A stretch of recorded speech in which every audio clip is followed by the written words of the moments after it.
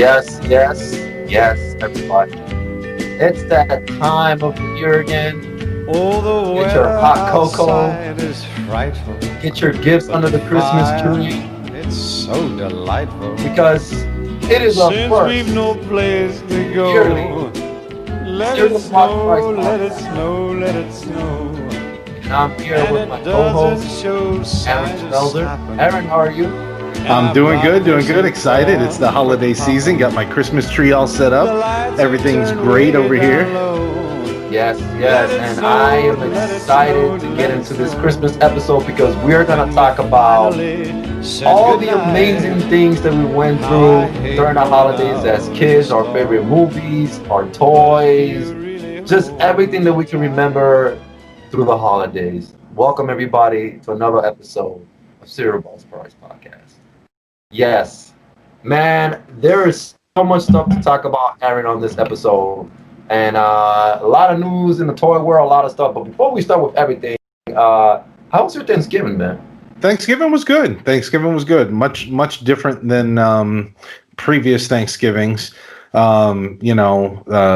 Sad that I couldn't spend it with my family down in Florida, but just doing our best to do our part to reduce the spread of the virus. And we've seen like one couple, really during this whole thing, one family, I should say, that, they have a son my son's age, and so we've seen them, two or three times during this, event. That's really been like, other than, my wife's family, very few interactions during this whole thing. So we had Thanksgiving with them, and it was very low key, really nice, and yeah, just it felt weird, but it was, you make it your own, just like with anything during this whole thing.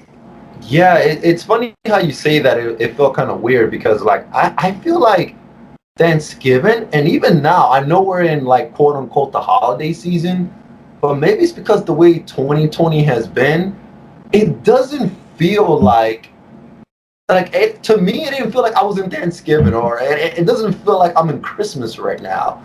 Like, maybe it's just because, like, everything that we've all been going through in 2020, it Yeah. just doesn't. I don't know. I don't feel like that little pumpkin spice in me. Like that warmth, that marshmallow feeling in me right now. You, Like, you, you don't have your Uggs on with your North Face jacket and your pumpkin spice latte.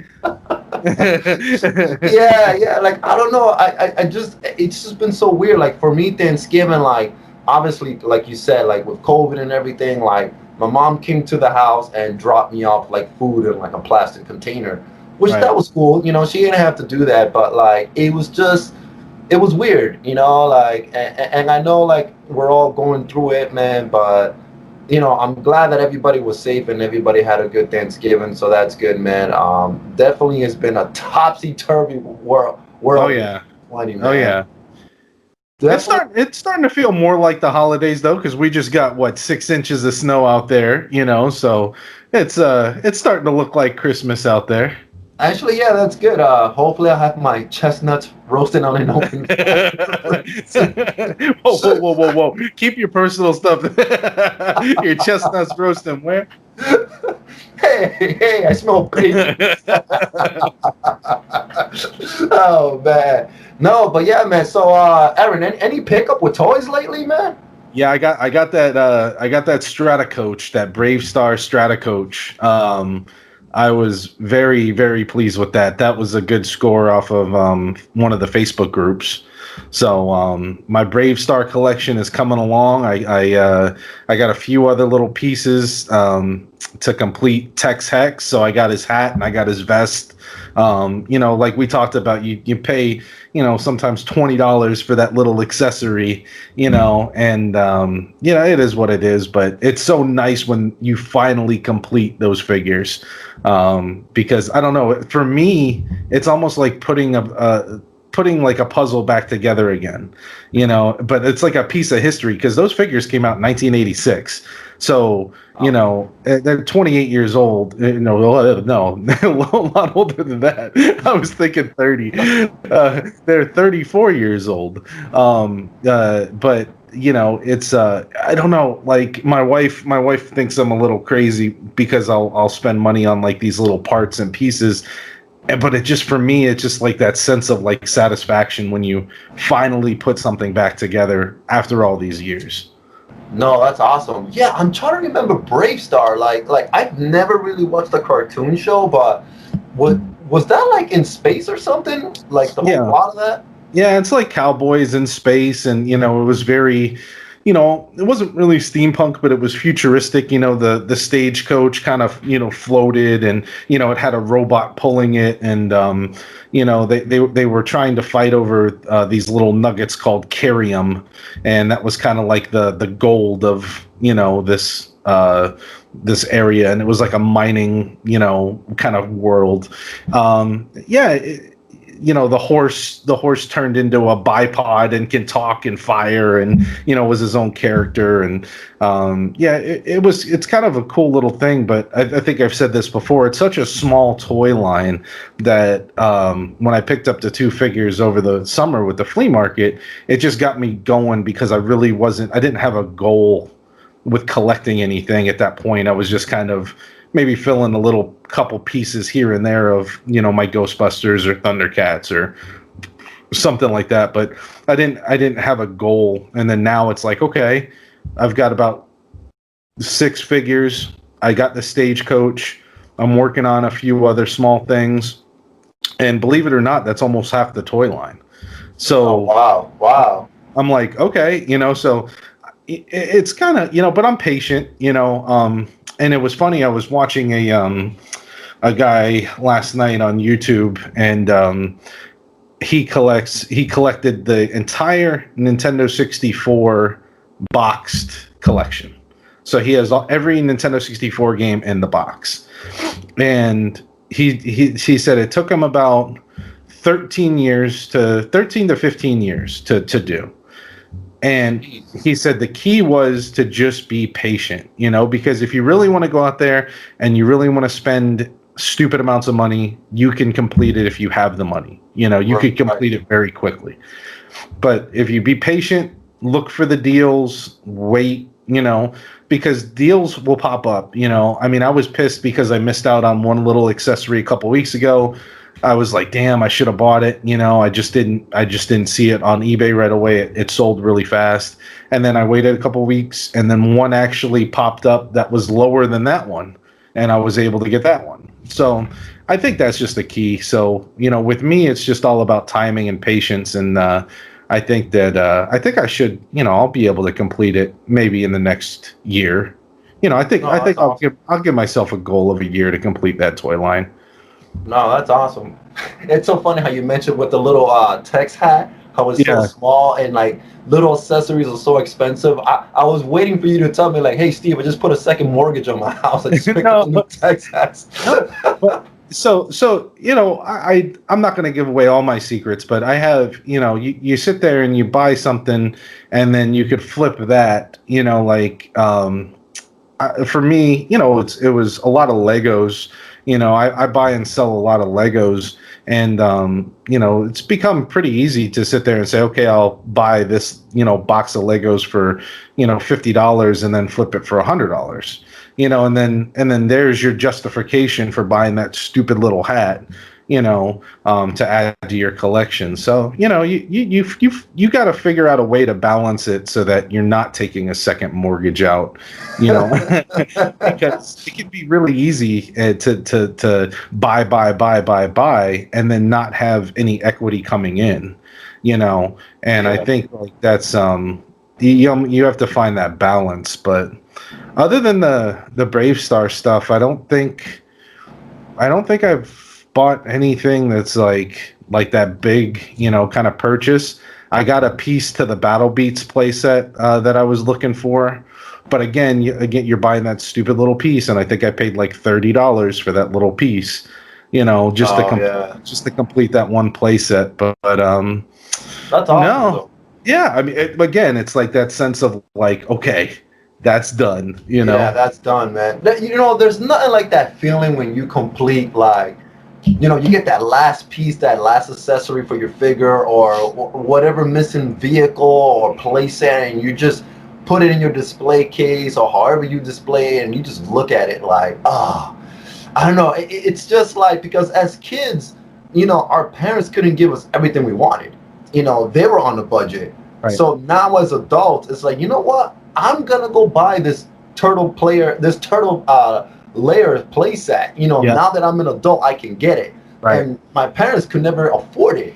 So now as adults with this limited number of income that we had, we're just like spending and getting all the cool stuff that we always wanted. So Right. that's awesome, man. That is awesome. As far as for me, man, I told you, Aaron, like, I've just been buying gifts since October for Christmas. So I haven't really like bought anything, and there's just so much I want to buy. But I finally picked up actually a coworker of mine was at Best Buy. He got me one of the Mandalorian figures that I wanted. So that's cool. He has the Bespar costume on. Comes with the staff, so really awesome, man. I wanted a Mandalorian, and we will get into the show because I know you've been catching up on the Mandalorian. So yeah, well, here's the question: are you going to leave it in the box? Or are you going to take it out? Because I'm looking at all your display cases behind you. I don't see a lot of stuff that's like in the box. There's a few, but there's a few. Yeah. All right. Here's my thing. This is a good topic of conversation. So a buddy of mine came over my place the other day, and he's a graphic designer. So he's not really a toy collector, but he was looking at the package design because somebody had to design those packages, and he's like, hey, you know what, man? I'm not a toy collector, but I can see how you collect some of these things because this is art, Right. and the packages is art. And with NECA, when they released the turtle figures, they make it look like a VHS box or like an old like looking poster or something, so you can open it up almost Right. like a window pane box. And the artwork in it is so good that I just feel like the figure is already being displayed in the box. So like, yeah, I don't even want to take it out. So, and it's weird, but like, I've been watching a lot of G.I. Joe lately, and I've been getting into Joe's now a lot. So that's like another thing I might dive into now because Hasbro has their YouTube channel for G.I. Joe. yeah, And for 24 hours, 7 days a week, all they do is play G.I. Joe retro cartoons on it. And I was watching an episode where it was called the Toy Master episode, where Cobra Commander and Baroness and I think it was Flint and Lady J, they were stuck in an island made of candy. And like, I must have missed that one. yeah, Cobra Commander was like drowning in a pool of like caramel candy. It was the most hilarious thing I've ever seen.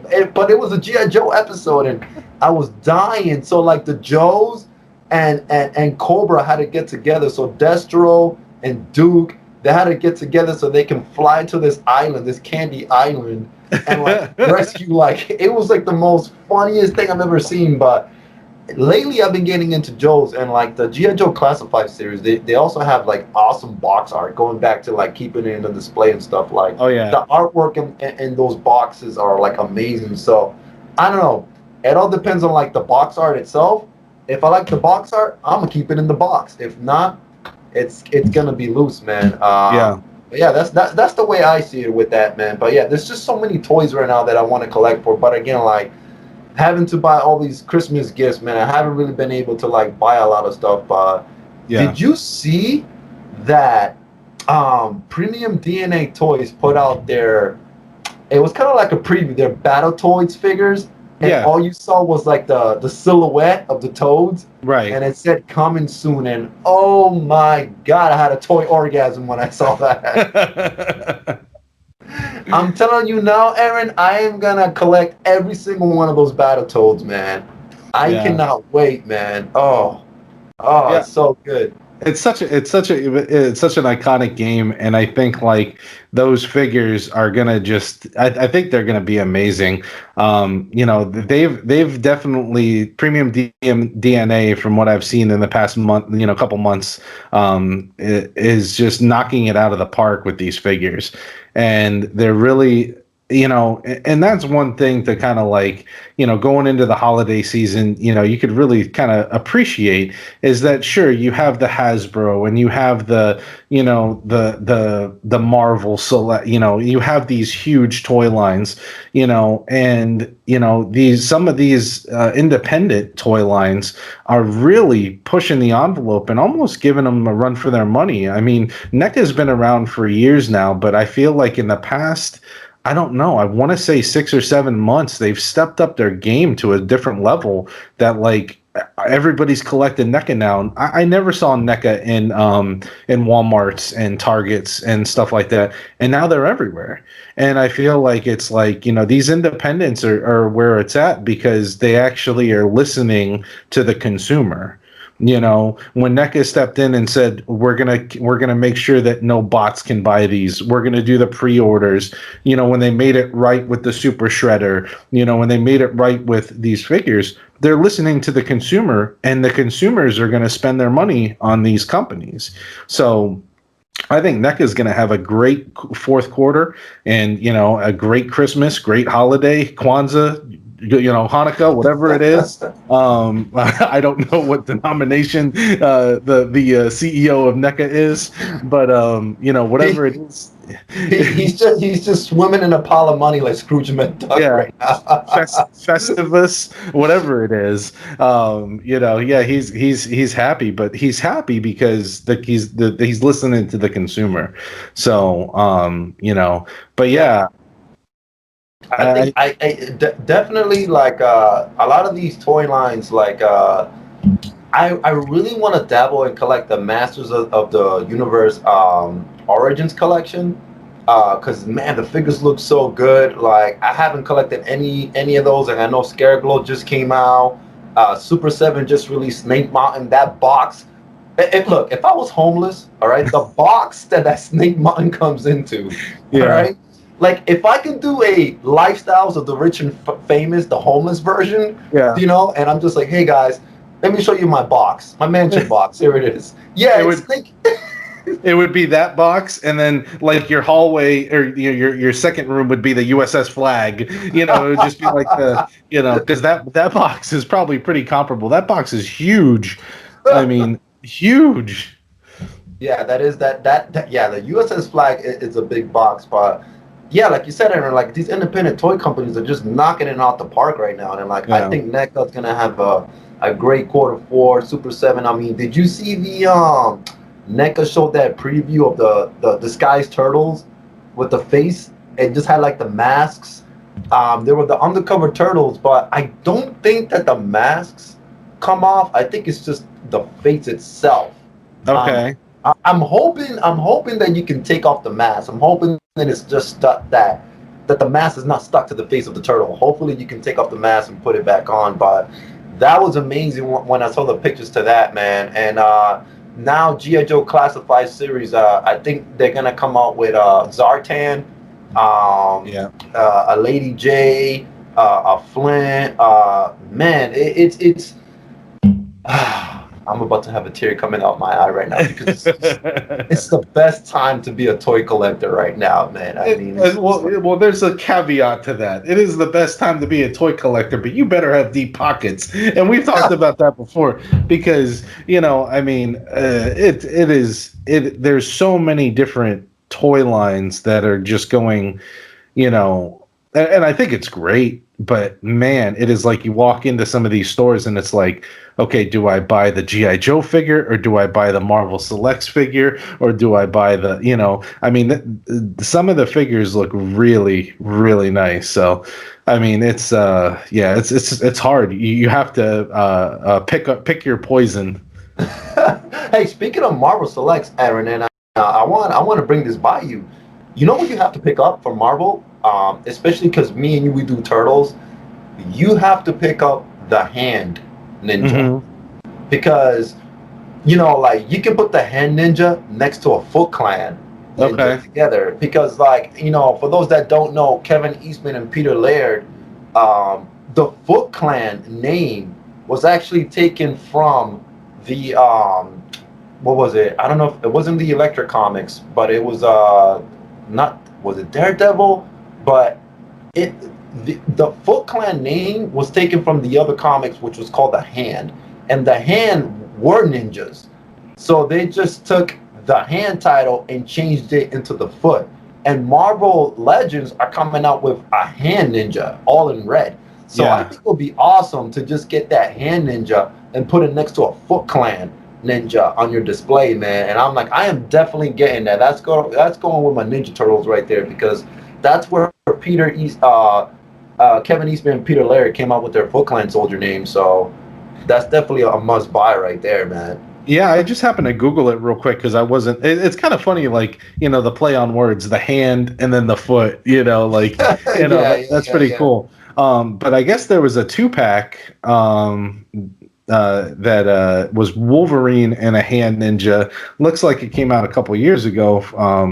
And the Hand Ninja is black, and I mean, when you look at it, it does look like a foot soldier. It's got nunchucks, it's got a sword, it's got a katana, and it's like, okay, this is cool. But the red one definitely looks badass. And if you had some NECA turtles, I think that would look really cool. That could be like your commander of the Foot Clan, all in red.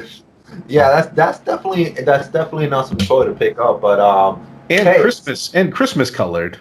yes, yes. Oh, speaking of Christmas colors and figures, those holiday stormtroopers. Oh man, I gotta start collecting those too, man. Because speaking of Star Wars, man, those holiday stormtroopers. Have you seen them, man? They got the candy cane looking stormtrooper. There's one that looks like Santa Claus.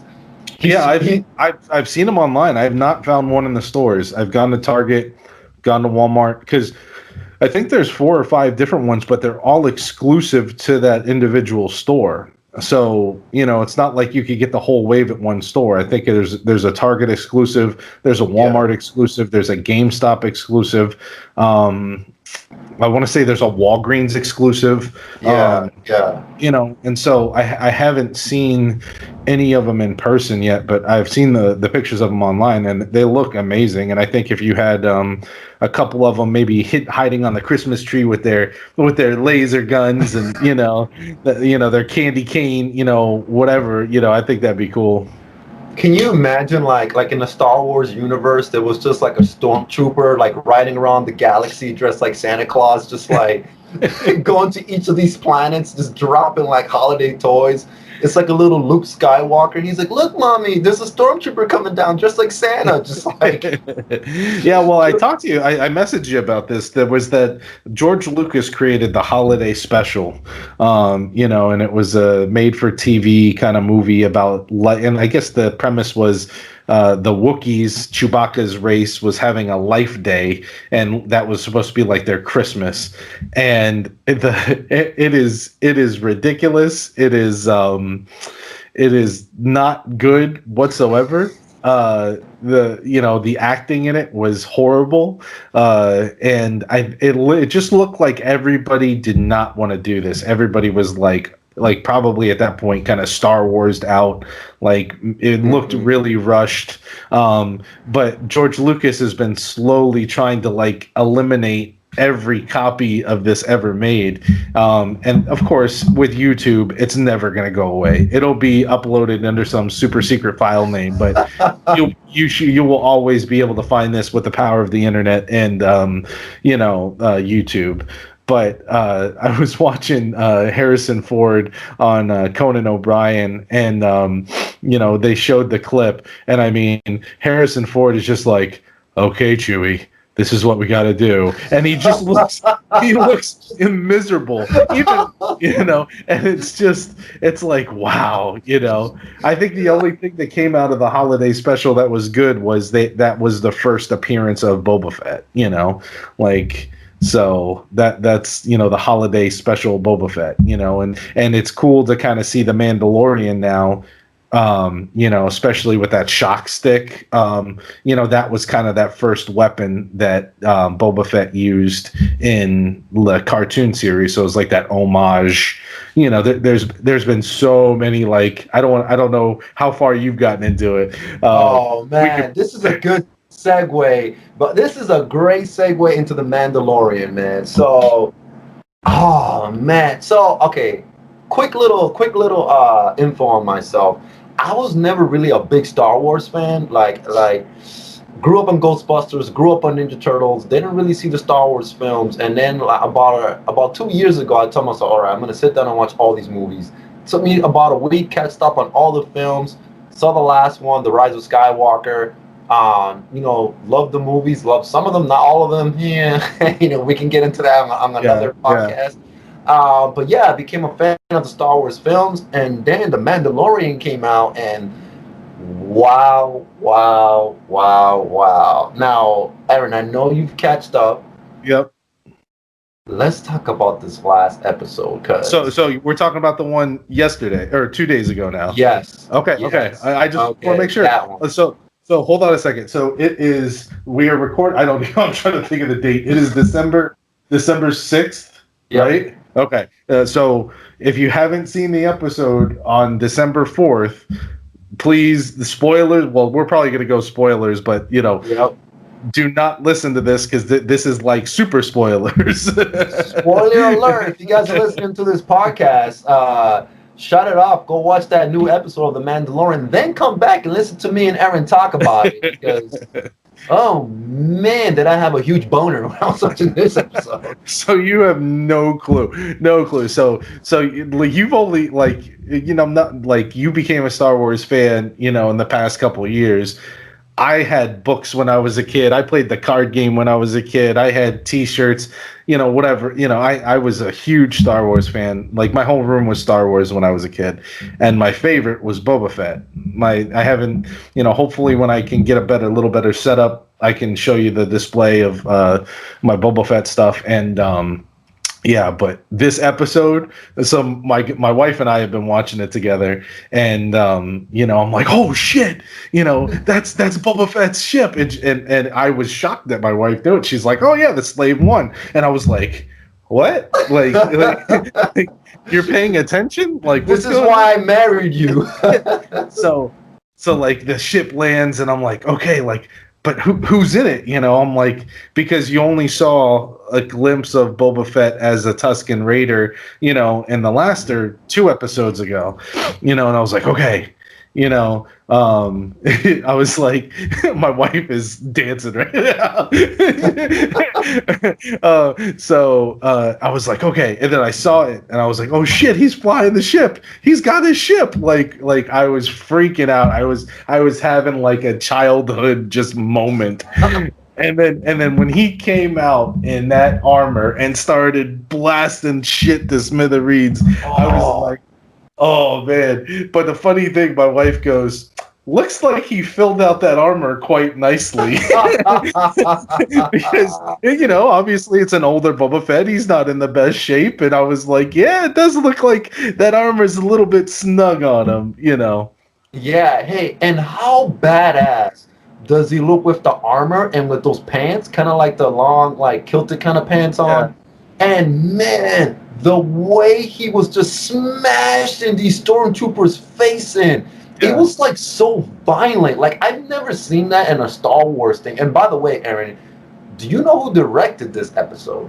I know Jon Favreau has been big into it. I don't know who directed this episode per se.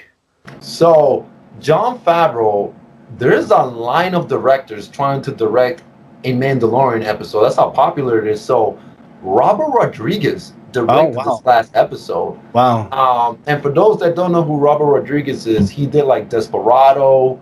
He did From Dusk Till Dawn. He did like all those crazy. Robert Rodriguez and Quentin Tarantino, they're both like really good friends, So that's why when you saw Boba Fett just smashing these stormtroopers' faces in, I was like, oh, you can tell that's a Robert Rodriguez thing, man. It was just like so violent, man. It was awesome. I will say that I couldn't stop laughing when the Mandalorian takes little cute little baby Yoda and he puts him in the little rock thing, and like I feel like Grogu, that's his name now, Yeah. not the child.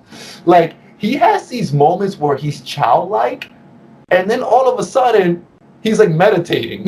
Yeah. Like he goes from being super cute to like being like really mature, like out of nowhere. And the best part about that scene, and I couldn't stop laughing, was that he couldn't reach him because he was in that meditating pose, and there was that force field around him. And Mhm. every time he tried to hit him, he will bounce back. So then, like you see the Mandalorian look at him, he's like, okay, and he just starts walking around the rocks.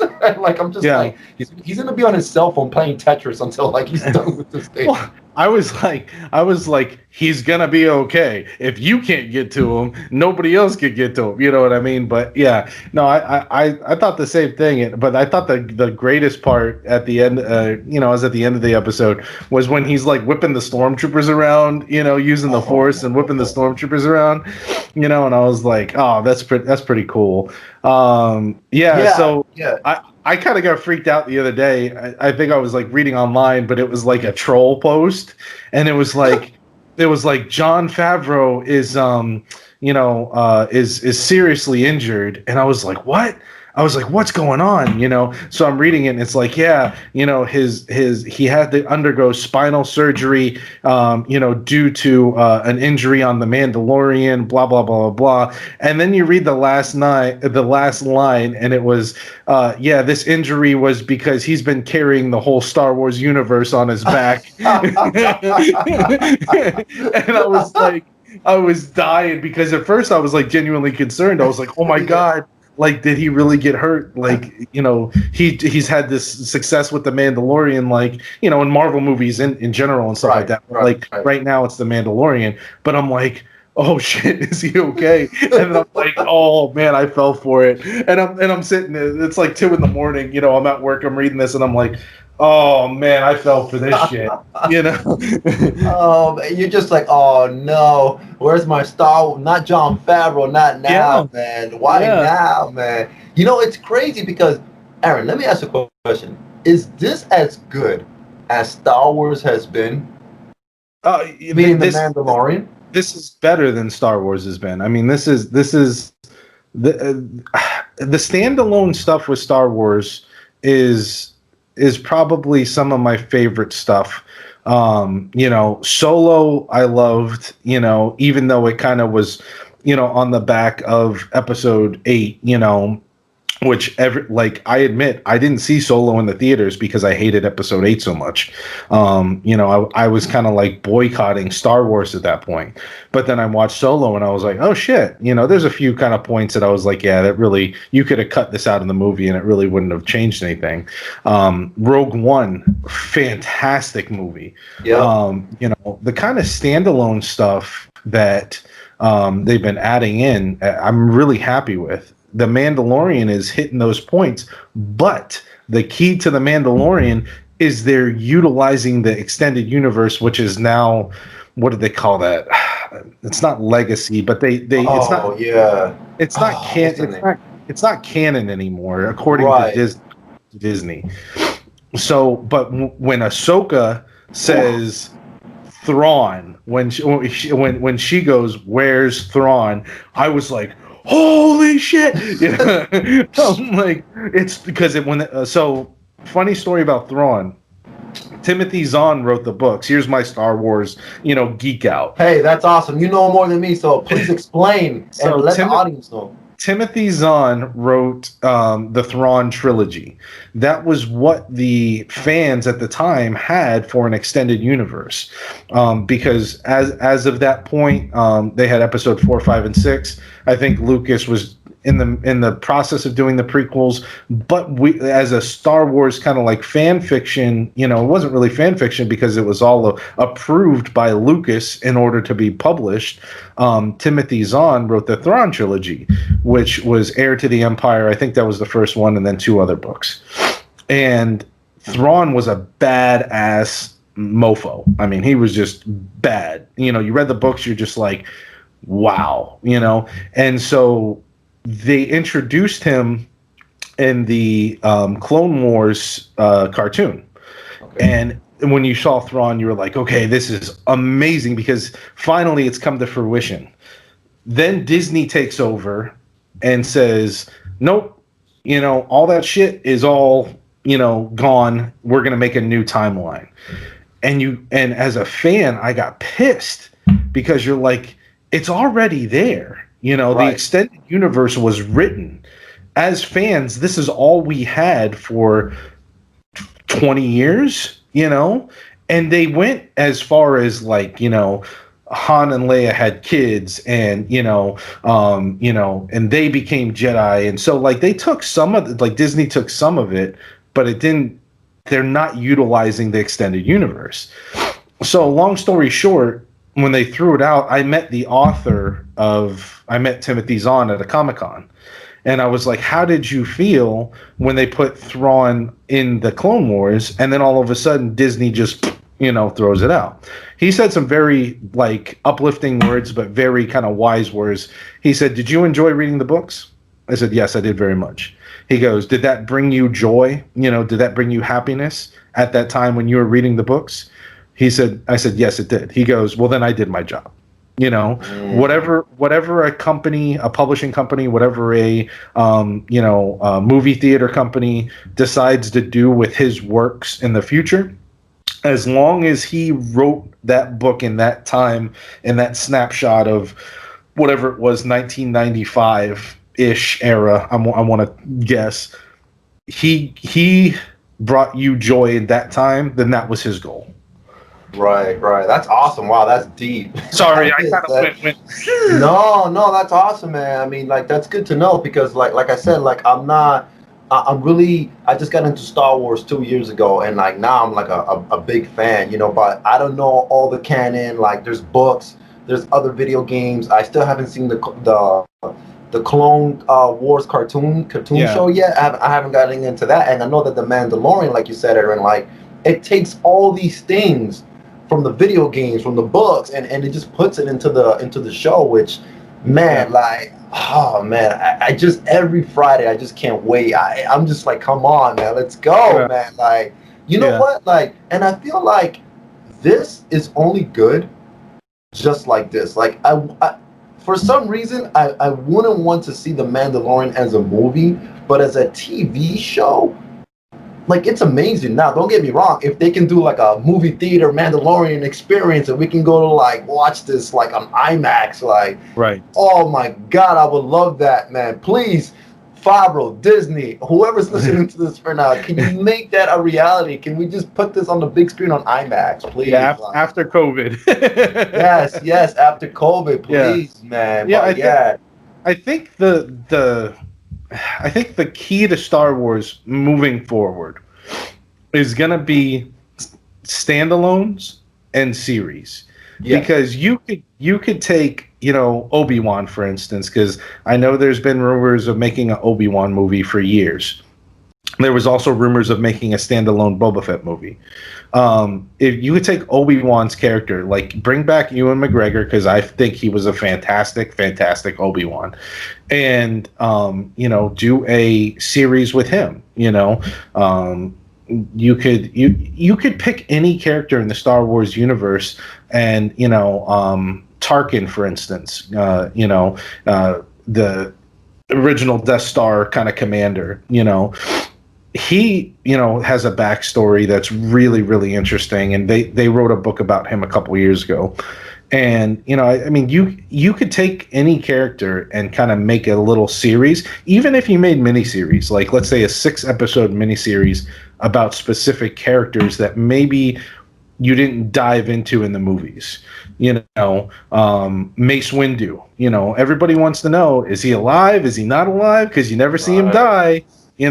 So like, there's always this rumor that Mace Windu is still alive, and like, so like, it's interesting. And me and my buddy years ago had a kind of like a banter back and forth of like, who's more powerful, like, who's the most powerful Jedi, and he popped up with Mace Windu, and I'm like, Mace Windu, like, come on. And he goes, no, he could have defeated Palpatine if Anakin didn't step in. And I was like, oh shit, yeah, because Yeah. like I didn't, if Anakin never stepped in, he was Right. kicking Palpatine's ass. Yeah. Like I was like, okay, like it's I can see that. Okay. kind of like put it in there. So but yeah, sorry, Star Wars. No, yeah, Star Wars. Hey, man, we all love Star Wars. By the way, man, I got some X-Men vibes when those Dark Trooper robots came down in that episode, and they were just they look. Yeah. I'm like, why am I getting X-Men vibes? This show is giving me everything I want right now. Like, oh man, like this was an amazing episode, man, and I feel like season 1 was awesome. Season 2 is just getting better, and I know that people are like, well, The Mandalorian is an easy show to write for because every time he goes to a planet, he has to help those people. He goes on a side mission and then he leaves to the next mission. But what's cool about it is that who doesn't love Mando? Every planet he goes to, he's building best friends. Yeah. He has a lot of people on his side right now because he just keeps helping all these individuals.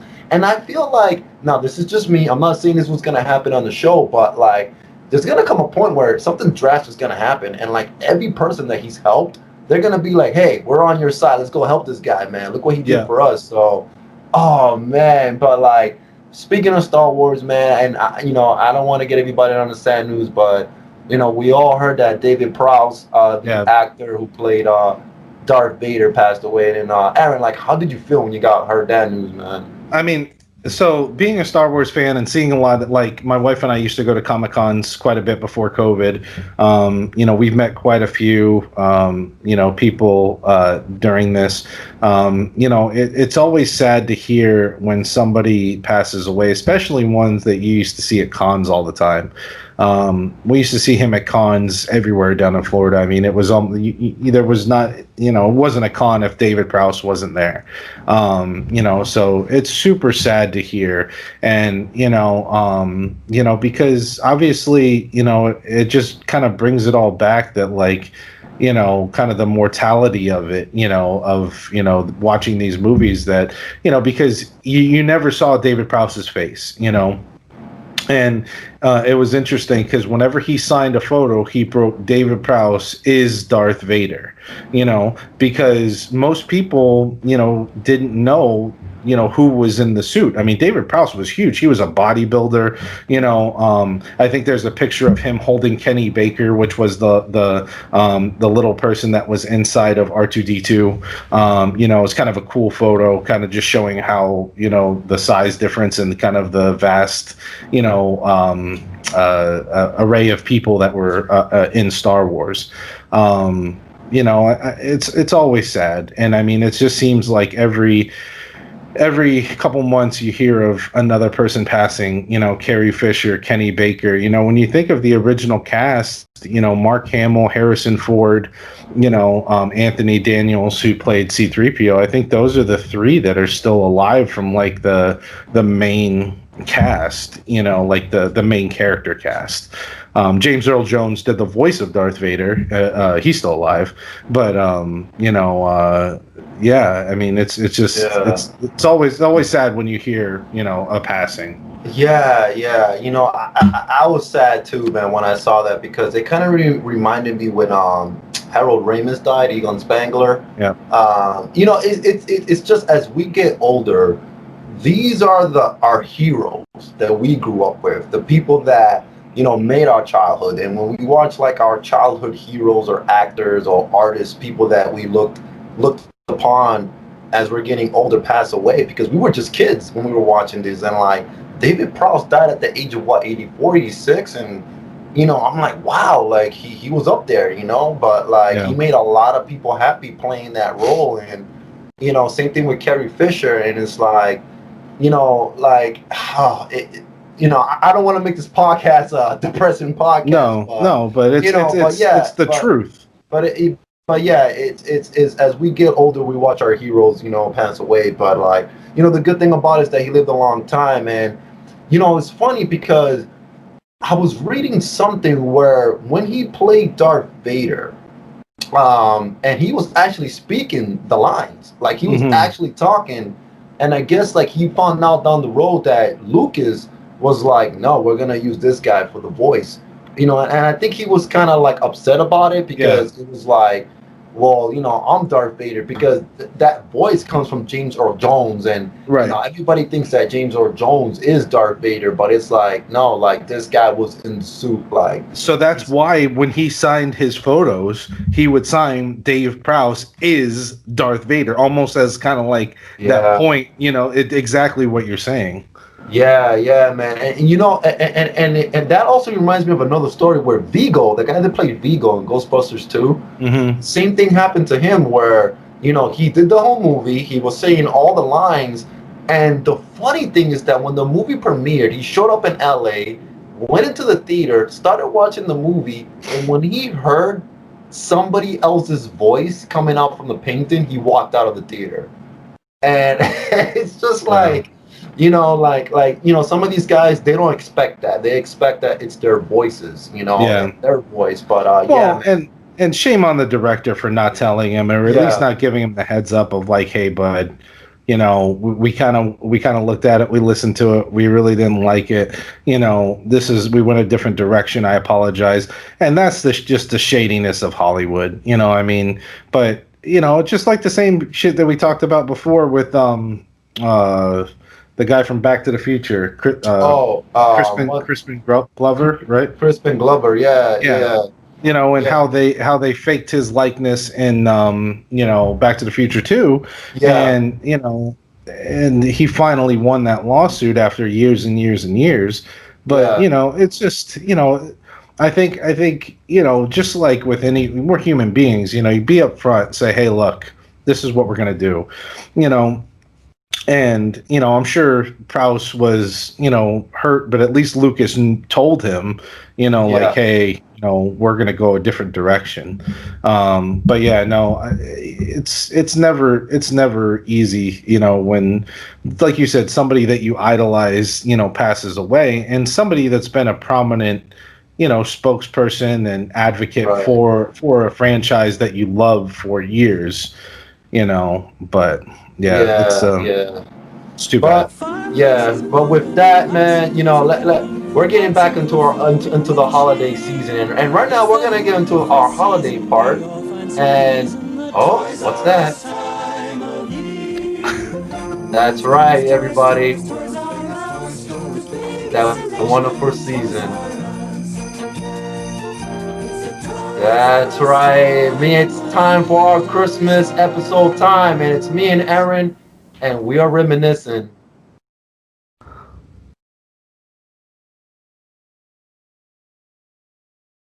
That's right, everybody. It's time to reminisce on some of our favorite times as kids during the holidays and during Christmas time. And wow, Aaron, let's look back at like the 80s and the 90s because every Christmas season, there's that one toy where everybody goes crazy, man. But before we get into that, man, we all know what's the hottest toy this season.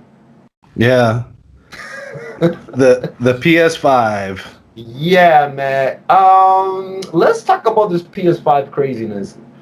Aaron, have you been keeping up with the latest updates on what's going on with this? I mean, I haven't kept up with a lot of updates. I know that, people are scalping the shit out of them, but, people are buying them for $500 and trying to sell them for $1,000, but, oh, man. If not more, but I mean, and I saw something that somebody was pissed because they ordered a bunch of controllers and they got like 5 left-hand controllers, and then they were mad because they wanted the right-hand controllers because those are obviously the more popular ones, and they were mad because I guess they do sell a left hand and a right-hand controller. What? Separate. Yeah, I didn't know this. I didn't even know that. They have handicap controllers. I don't. Whoa, I don't know about that, but no, I mean it was. I guess he was mad because he was like, no, this picture's not inverted. I don't know what happened. I got 5 left-hand controllers. And so I was like, all right. But no, I haven't heard of much going on in regards to the kind of state of things with the PlayStation 5. Hey, hold on. Now, how do you make a left-hand controller different than the right-hand controller? So the D-pad would be on the flip side, and the triangle, circle, square, they're inverted. So you would control your movement with your right hand, and then your firing buttons would be your left hand. Oh, okay. Wow, I've never even heard of that. That's the first time I hear about that. Yeah, so I guess people on eBay have been taking pictures, just a photograph of the PS5. They don't even have it, and they're just saying, hey, 1,000 something, and people are just sending them money. Yeah. And I'm just like, wow, what a bunch of scumbags. And then over in the UK, I guess Amazon out there, whoever is delivering it or whatever, they're taking the PS5 out the box and they've been replacing them with George Foreman girls. I did hear that. I did hear that. Yeah, I thought that was great. Okay, can you imagine you're waiting for your PS5 and when you take it out, it's just a George Foreman girl? You're like, well, I guess I'm gonna have to play Burger Time now. So that was like I forgot who I was talking to about this. It must have been yesterday or the day before, but it was like the iPhone scam where people were selling iPhone 10s or iPhone 9s or whatever it was at the time, and they were replacing. They had the box, they had the packaging, but they would replace like the inside with like a Nokia, and it would be like, okay, here's your Nokia, and because it weighed. Because as a seller on eBay, as long as you could prove that you shipped the item and that the item was delivered, 9 times out of 10 that eBay would side in your favor, and then even if it was the wrong item. And so that was the scam, because back when PayPal, before eBay managed payments, PayPal, you would have to make a PayPal case, and then PayPal would look into it. Oh, okay. But by then, these accounts were already closed. Everything, right? Or it was a very low, kind of like a 0-1 feedback account, something like that. But people don't care, or they don't look at it because they want that new item, So it's like, oh yeah, I just got an iPhone 10 off eBay for $500 when they're going for $1,200 in store. But this person's taking money and just running straight to the bank. Oh man, yeah, I've never. I mean, I know the last episode of our podcast, we were talking about like game consoles and stuff, and like, when consoles came out, the craziness. But I just feel like maybe because of the pandemic that we're in, the PS5 has been the most craziest thing that people want right now. It's just been like, I mean, like when the Switch came out, I don't remember the Switch being this crazy though. The Switch was. I remember. Was it? Okay. I remember the Switch being this crazy because I didn't get my Switch until I want to say 6 or 7 months after the release. I mean, it was well, and even then I had to call GameStop and be like, hey, do you have this? And they were like, yeah, we got 3 of them, come on in. And I was like, all right, cool, I'll be right there. But I mean, that was still 6 months after the release. It was still pretty hard to find a Switch, but I think with anything, the latest, the greatest, the iPhone or the PlayStation 5. I think we've gone back on this. People are trying to grasp onto anything that's going to bring them joy right now. Yeah. But with the caveat of how much shit are you going to have to go through to get that joy? Are you going to wait in line for 10 hours? Are you going to go to 20 different Best Buys? Because, they've already said, well, we're not putting, it was online only or something, and very few at the beginning of the PlayStation 5's release made it to the stores. It was all pre-orders online, this and that. You had to refresh the page 50 times. Supposedly there was one guy in Europe or something that ordered, I want to say like 3,500 of them. What? Yeah, he got that is insane. He made a bot, and the bot just bought them all up, And he was like, "Yep, and he showed a picture of him. Supposedly, he got robbed, which was kind of funny. Oh, okay. But he had a picture of like his little warehouse or whatever, and it had like a couple hundred of them in it. And but yeah, he made the bot because Target, Walmart, all these sites, and we've talked about this before. They don't use CAPTCHA. They don't use Right. those anti-bot kind of like things, Right. precautions. And somebody that creates the software is like that's automatically just clicking and buying and clicking and buying. Yeah, so I think that was kind of part of the problem. But you got to think the production rates of these is going to be much slower than previous consoles because of the state of the world right now. Yeah, and also like I know that Sony doesn't want to put a lot of them in stores because again, what's going on in the world right now, they don't want a mob of people rushing in. And I get it, Sony's doing their part. They're trying to play it safe. They're trying to do everything right due to the pandemic and stuff. But I mean, there was people on Black Friday actually sleeping outside of GameStop for like 2 to 3 days. Yeah. Like somebody in New Jersey had their own bed. Like they actually brought a bed, like waiting outside of GameStop just to get a PS5. And I don't know, like I remember the PS3 was crazy, and when a lot of these next generation consoles come out, but maybe it's because the way people are stuck at home and they want things to do.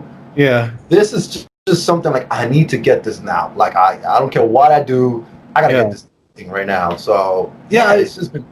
For me, it's like, man, I mean, there's nothing here. There's sure, like it's always cool to kind of. And I mean, I think maybe if I was 21 again, I'd be like, oh shit, I got to get this thing, right? Right. Being 36, and it's like, is it really that important? Can I wait, 6 months until I can walk in a store and get one without having to stress out? Unless there was a game that I had to play, like, oh my gosh, this game is exclusive on PS5.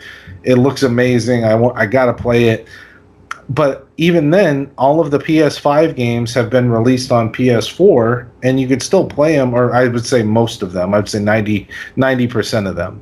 But there's nothing that's released exclusively on PS5 at this point that you're like, oh my gosh, I'm missing out, Right. Yeah, there's nothing out there. And by the way, did you see what the Xbox Series S and X? So, like, obviously people take consoles and they mod them so you can, like, play, like, Super Nintendo, Sega, and all that stuff. But I guess Microsoft, what they did was you paid $20, $19.99 one fee, and it turns your Xbox Series X or S, and it mods it, and it adds retro arch.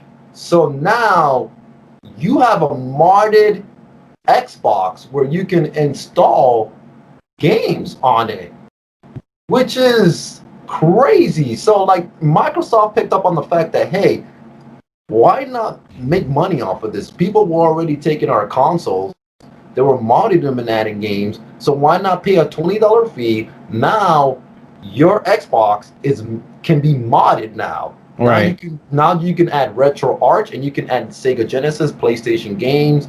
Right now I think the only systems that you can play are PS2, I think GameCube and something else, but like that's pretty cool, man. And for $300, I saw a review on YouTube, and the game reviewer was saying that right now that is currently the best system to get to play modded games. It's the closest to the realness of emulation that you can get playing on one of those Xboxes. So, but yeah, I don't know if you heard about that, Aaron. No, I didn't, but I mean, it makes sense. I mean, companies have to understand now, that their software is going to get jailbroken. Their software is going to get cracked.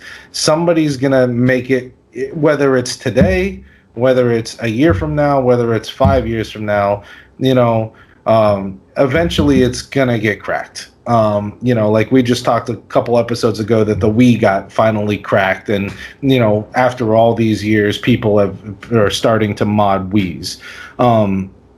And I think in gaming culture, it's always kind of cool to come to your buddy's house and be like, oh yeah, look what I just did. I remember getting a PlayStation 1, this was years ago, and I'm dating myself at this point. My buddy, there was two attachments. There was a game, like the game. You remember the Game Shark? Yep. It plugged into the back of the PlayStation 1. Well, this one, it was called the Pro Action Replay, and you can stick it into the back of the PlayStation 1 too. Well, what you had to do is you took a little like doily stick and you propped open the PlayStation disk drive, the PS1 disk drive, because it was a top-loading disk drive. So that you would put in a PlayStation disc and it would spin, and it would read, okay, this is a PlayStation disc, because that's how PlayStation, it had to check to make sure that it was a PlayStation disc. The Pro Action Replay would stop the load process after the check. You could take the disc out and then put another burnt disc in, and then you could play your game. And so, now it's horrible for your system because you're propping open the disc drive. Right. But, back then, it was this one little piece of thing that just plugged in, and you had to make a couple little adjustments. It was hacked. You could play burnt discs on the PlayStation 1 with the addition of this little piece of hardware. I remember, people installing PlayStation 2 mod chips, Xbox mod chips, so that you could play burnt games. I think that was kind of because nobody, with Napster and LimeWire and all of these download sites, people didn't want to pay $60 for a game if you could just click a button and download it.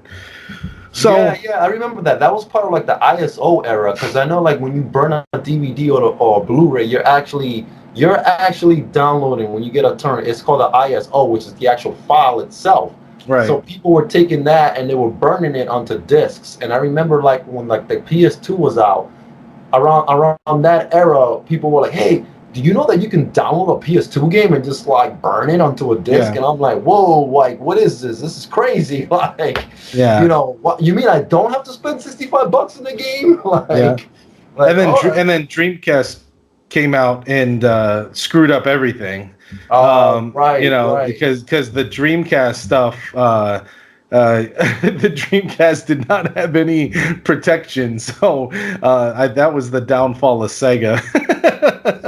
Oh man, good times. But now, Aaron, let's get into I want to get on our DeLorean and go back in time with you with some hot cocoa and just reminisce of like some thoughtful memories of when we were kids and life was just simpler. So like, what are some like classic memories you remember of like Christmas time? And I'm talking about like, like shows that you were watching or specials or like toys that you got for Christmas. Oh, I could talk about toys. Toys I got for Christmas. Toys. Let's talk about toys. Well, I mean, the one Christmas movie that, like, I don't know, it's an obscure movie. It never made it to DVD, or if it did make it to DVD, it's in like one of those like holiday 10 packs. It never was like a standalone DVD. It was The Night They Saved Christmas. And I don't know if you've ever seen it. It's a really obscure Christmas movie. I remember it being on like ABC Family. I remember like, recording it as a kid and like watching it. And it was basically like this dad is an oil like manager. He's like a manager of an oil company, or like a part owner of an oil company, and they're drilling for oil in the North Pole. And basically the drilling is causing like these earthquakes in the North Pole and like Santa's workshop and stuff like that. So the head elf visits the family and is like, hey, you really need to stop blowing up, dynamiting the North Pole looking for oil, because you're hurting, Christmas, you're hurting Santa's workshop. And they're like, yeah, bullshit, whatever, go ahead. And he's like, okay, well, come with me, let's go.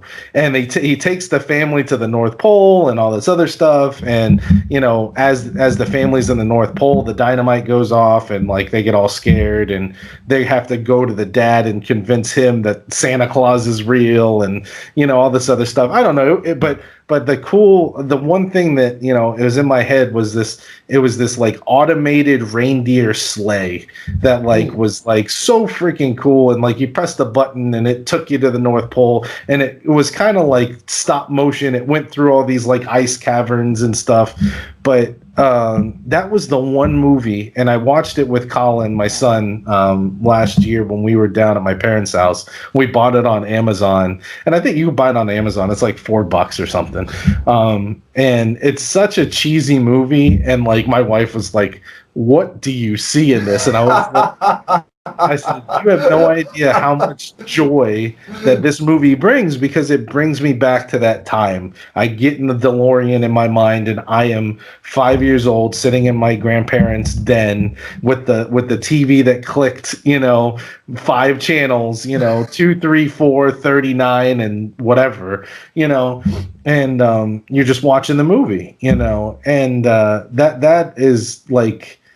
Probably my fondest like movie that I watched, other than kind of like the classics like the Charlie Brown Christmas, and stuff like that. Hey man, you know what's funny, man? Because you mentioned ABC, man, and I feel like as kids growing up, ABC Family, they always had like the Disney movies, and like whether it's Thanksgiving or Halloween or Christmas, like ABC always had like that. It was always like that 2-hour block. Like, all right, TGIF, Christmas time. All right, Family Matters Christmas episode. Yeah. All right, Boy Meets World Christmas episode. Right. Urkel, hey Laura, do you want to go to the Christmas show with me? Yeah. Well, it's funny you mentioned that, because I would just watch that. I don't know, a couple months. It was pre-Christmas. A couple months ago, it was the Family Matters Christmas special, and Steve Urkel and Carl Winslow go shopping, and they get stuck on the train, together, and everybody's in a bad mood, and Steve's trying to cheer everybody up, but he's just being Urkel, pissing everybody off. And then finally, they start singing, and it's a Christmas miracle. They make a Christmas tree out of all the crap that people have in the train car. And then the Christmas miracle is the train moves again because the snow was cleared after 5 hours or whatever. So that's a fun Christmas episode.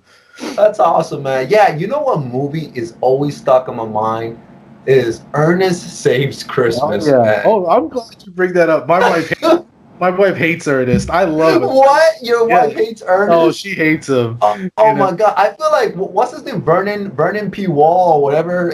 Man, that actor. Yeah, look, man. I'm gonna say something. He was the Jim Carrey for kids ahead of his time, man. Jim Varney. Like, yeah. Oh my God.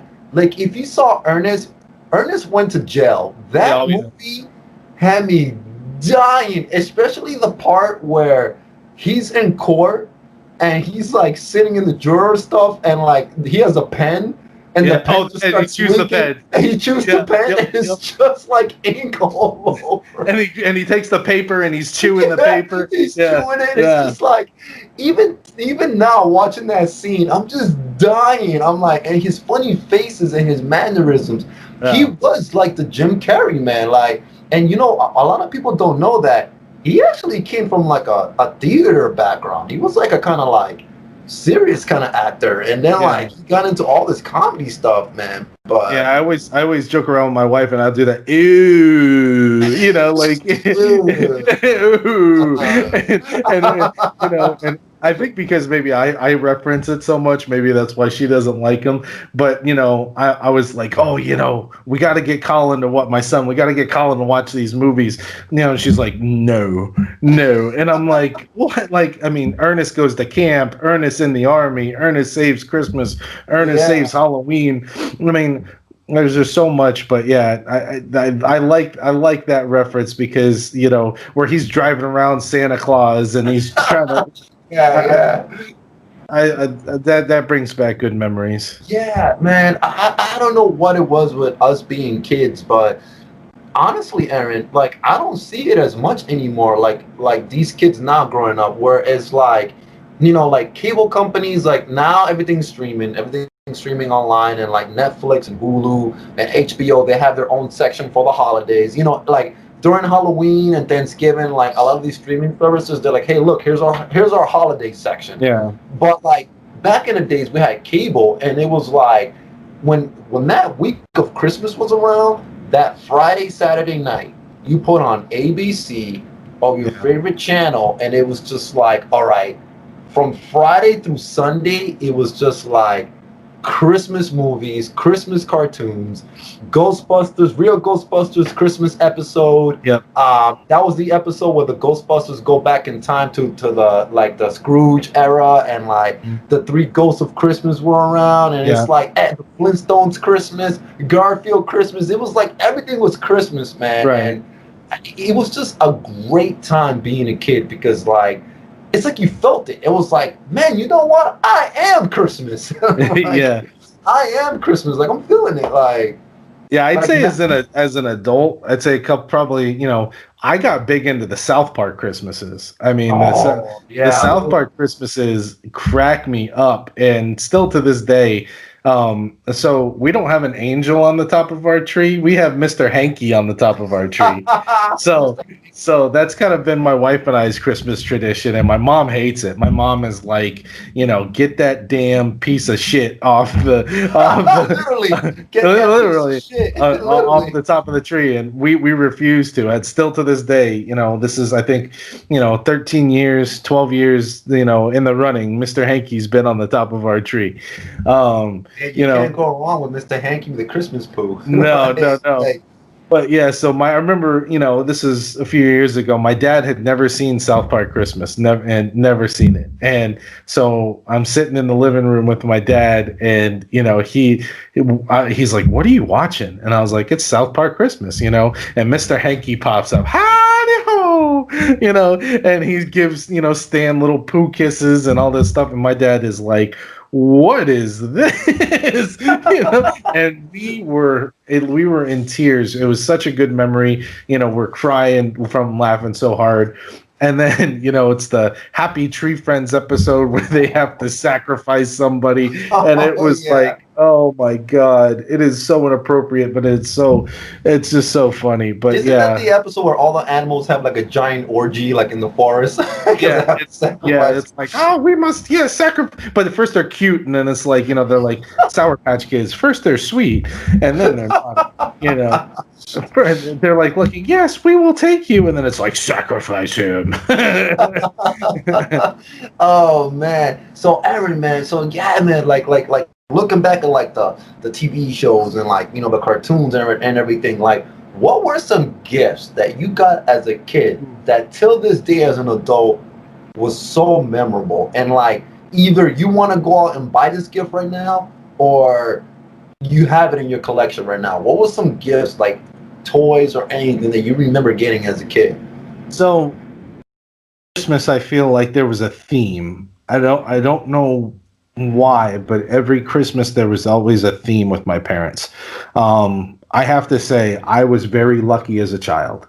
I did get a lot of high-priced items, I would say, as a kid. My mom and dad worked very hard to make sure Christmas was special.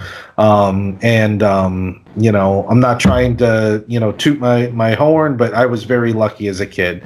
I remember one Christmas, we were living in Florida. I woke up and the Ghostbusters firehouse was built. Ooh. And the firehouse was there. The Ecto one was there. The couple of the figures were there, and my dad had strategically placed them so one was on the fire pole, one was shooting the gun. The Ecto one had the chain out with like the ghost kind of pulling the ghost. That was, I still remember that Christmas to this day. And then fast forward a couple years, as I'm probably 10 or 11 now, we were out in Arizona, and I don't know how they did this, but because, back then, shipping things back and forth, because we lived in Florida, I had a Jurassic Park Christmas. So it was like the compound, the compound there. The helicopter, the Jeep. I mean, it was like, you just looked in my grandmother and grandfather's living room, and it was just the whole Jurassic Park setup, and to this day, those two things, like, just because it's here and here, still to the, like, I have an affinity towards Ghostbusters, Jurassic Park. My dad still has all my Jurassic Park stuff down in Florida. I was able to acquire most of the Ghostbusters stuff up here, but he still has the originals. So, I couldn't live without some of that stuff. So, even though there was quite a few years, he still has it. And I was able to get most of the stuff for good deals. But we have 2 sets now of Ghostbusters stuff, at least. Oh, that is awesome, man. Man, like looking back at that time and you coming down and you seeing like the Ghostbusters firehouse, like the Ecto 1, as a kid, your mind is like, wait a minute, that's the firehouse. That's right. The Ecto 1. Like, I can reenact Ghostbusters right now. Like, right. Like, what kid wouldn't want that, man? Like, that is like amazing, man, that your parents, made that happen. And it's funny, speaking of Ghostbusters, I remember one of the things that I've always wanted was a proton pack as a kid. Always wanted a proton pack. And it's funny, being an adult right now and owning a prop replica of the movie Proton Pack is cool. But, like, I remember one Christmas morning, like, my grandmother, she sent me a package. And my mom's like, this is for you. It's Christmas. And I was like 7 or 8 years old. And when I'm opening it, what are the odds that as I'm opening up the paper, the No Ghost logo shows up? And I'm like, no way in my mind. And when I opened it, it was the Ghostbusters Proton Pack. Yeah. And I put that thing on, and I had the PKE meter, where you press the little button, the little top swirly thing swirls around, and I'm just running around the house, pretending to be a Ghostbuster. Yep. And till this day, I want to find a mint in box Ghostbusters Proton Pack.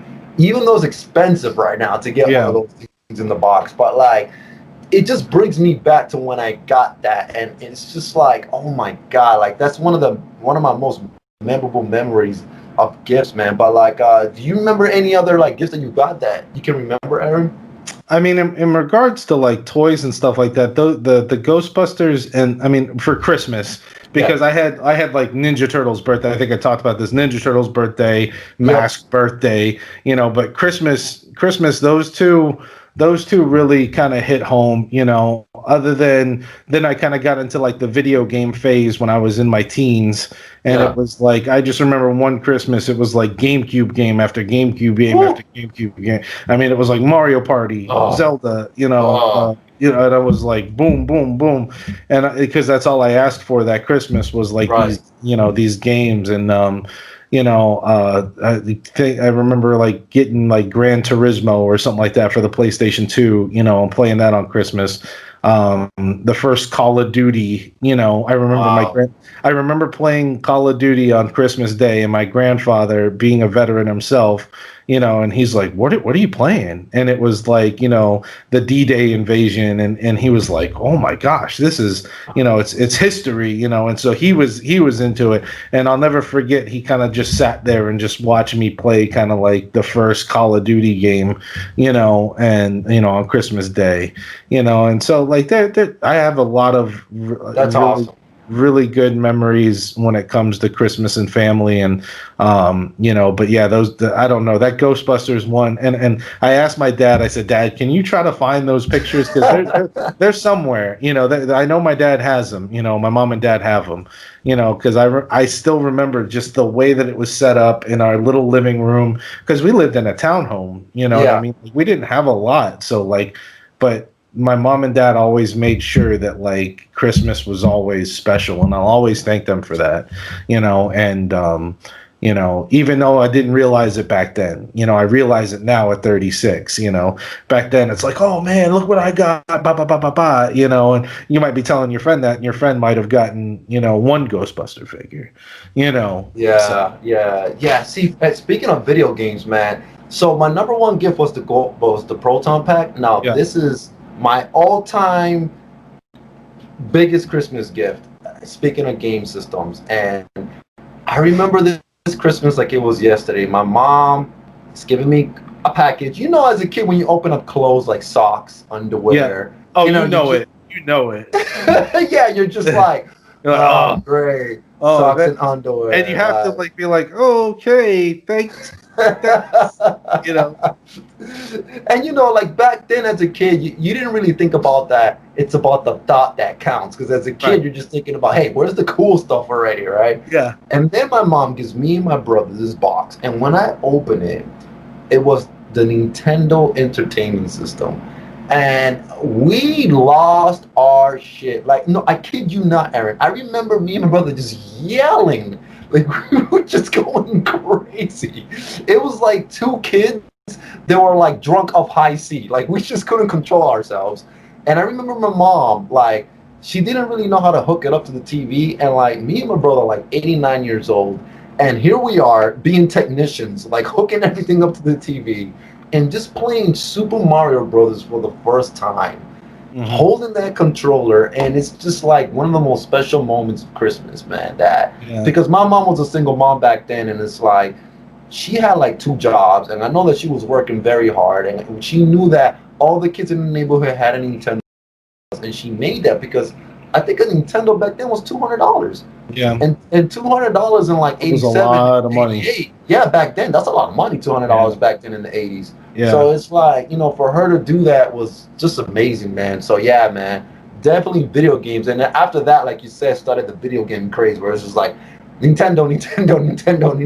Like, Yeah, I think there was a certain age, probably, I mean, I guess probably close to like 12, 13. I would say probably you're reaching your, you know, your teenage years where the toys, you know, the toys that you started to collect kind of went, you know, this way, and then the video games went this way, you know, and that at least was for me, you know, and same here. I didn't, you know, I was kind of like, I'm not really playing with this stuff anymore. Luckily for me, my dad kind of said, well, I'm going to put it up in the attic, you know. Nice. You know, so he's still, you know, because I keep on saying, you know, oh, my dad sent me another package. I'm like, oh, what'd you find today, Dad? You know, That's like, awesome, man. Yeah, that's awesome. It's funny how like we go from kids to into action figures and toys, then the video game craze, and we kind of like, okay, that's enough for toys. I'm getting into the video game and like music and stuff, and then like we become adults, and it's like now we want everything back. We want all our childhood memories back, man. But that's cool that your parents actually saved all that stuff, man, because that's memories, man. And you know, before we wrap up here, we're gonna do our top 5 Christmas wish list. Now, for those listening, these are the top 5 things that me and Aaron would like right now for Christmas if we can get these things for ourselves or somebody listening up there. If you guys want to just like, you know, send us these things, like we're not gonna say no to it, but we'll make a PO box.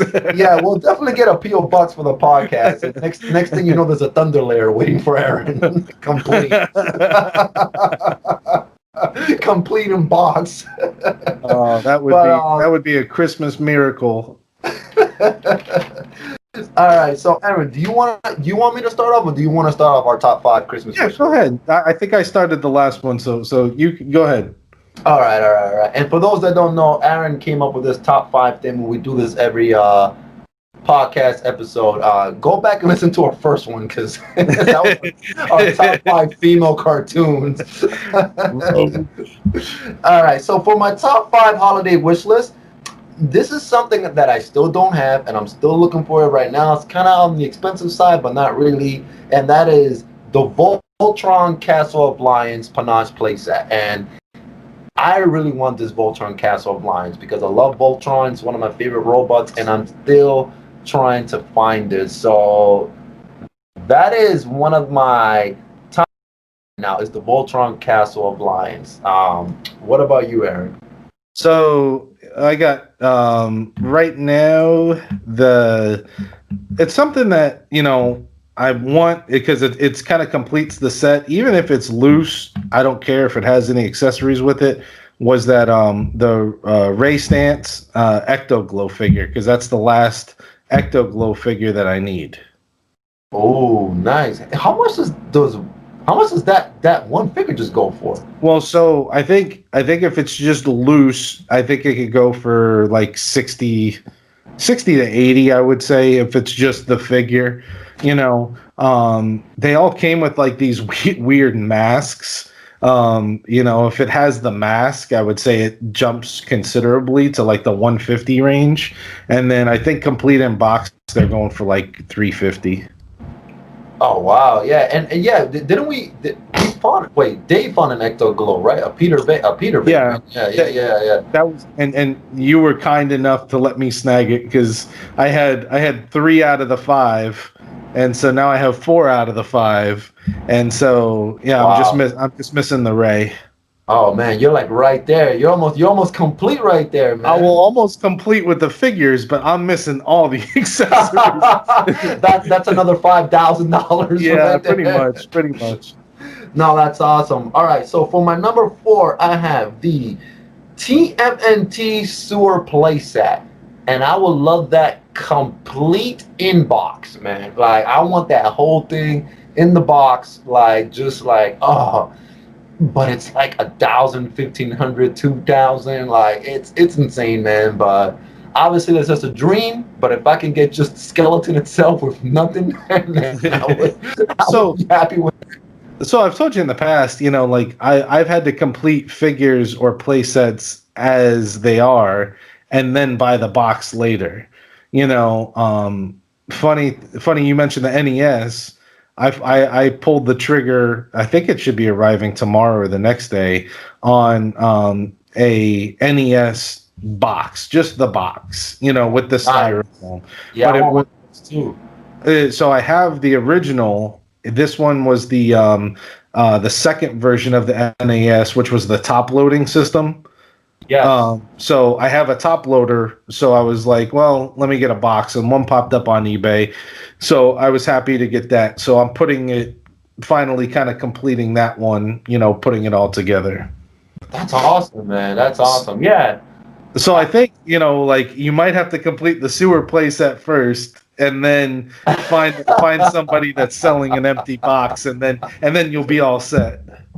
How funny would it be if I'm like, hey, Aaron, check out my sewer playset. Cool. See, did you get the box? But I just like make my own box. It's like these hand drawn turtles. You know what? But you know what? That adds character. It's like, all right, sewer playset, or maybe you call up Eastman and Laird and say, hey, can you draw me a concept art of the sewer layer so I can make my own box? Oh man! All right. So what's your number 4, Aaron? So everybody knows in the past couple podcasts, I haven't shut up about Brave Star. The Fort Kirium playset, which is, they have the command center. So it's kind of weird. So they released the command center, and then they released the 2 buildings separately. So you could buy the command center, and then you could buy the 2 buildings separately. It's like the bank and the jail or something. And then they released the playset all together. So I'm bidding on one now. I doubt it's going to go for what I think it's going to go for, but if it does, I might have it before Christmas. Yeah, it's a big play set. It's got the jail. It's got like the command center, and yeah. But like the figures, like we talked about this before. The figures back in the '80s, they were not 3 3/4 inches. Well, with the exception of Star Wars and but like the Thundercats and the Brave Star figures were like 7 8 inches big. So the play sets are huge. So I mean, it's probably this big by like this tall. Wow. Because they had to be big enough so that you can interact with all the figures. So Right. it's a pretty decent sized playset. But yeah, so that's my number 4 is the Fort Kirium playset from Brave Star. Oh, that's sweet, man. All right. So I've been also getting into Masters of the Universe. I know our good friend Dave, he loves Masters. I didn't know too much about Masters, but I'm getting into it. And my number 3 is the Eternia playset. Yeah, Yeah, you want to talk about some money? yeah. You better save up your pennies. Well, I might as well start selling my body on the street right now for this playset. 'Cause You better be out there shaking it. yeah, man. I mean, I know this is just something that I'm dreaming of, but like, man, this thing is amazing, man. Like, it's so huge. And when I see other toy collectors like put their like Masters of the Universe figures around it, and like the battle scenes that they set up with it, it's just amazing. Yeah. Right? And like, I would not be surprised if Super 7 does an Eternia playset. They already did Snake Mountain. So I mean, I'm not gonna be surprised, man. But like, I think complete in box thing goes for like $4,000. I've seen it. Yeah, $5,000. that's like the holy grail, Yeah. of Masters of the Universe collectors. The problem with that playset, though, that I've seen is that there's so many parts, and I guess a lot of the parts, because there's like some automated tracks or something that go around the side, Yeah. where you can put the vehicle on and it kind of takes it around. I guess those parts are so fragile that they've broken over the years. So a lot of those play sets are really hard to find complete, or, you want to talk about if it's missing one piece, that piece being, stupid money, $400 or $500 for one piece of that playset that's always broken. Wow, yeah, that's crazy, man. Yeah, it's a dream. It's a dream. But you never know. Maybe one day we're at the flea market, we just stumble upon a bunch of broken pieces. That is the dream.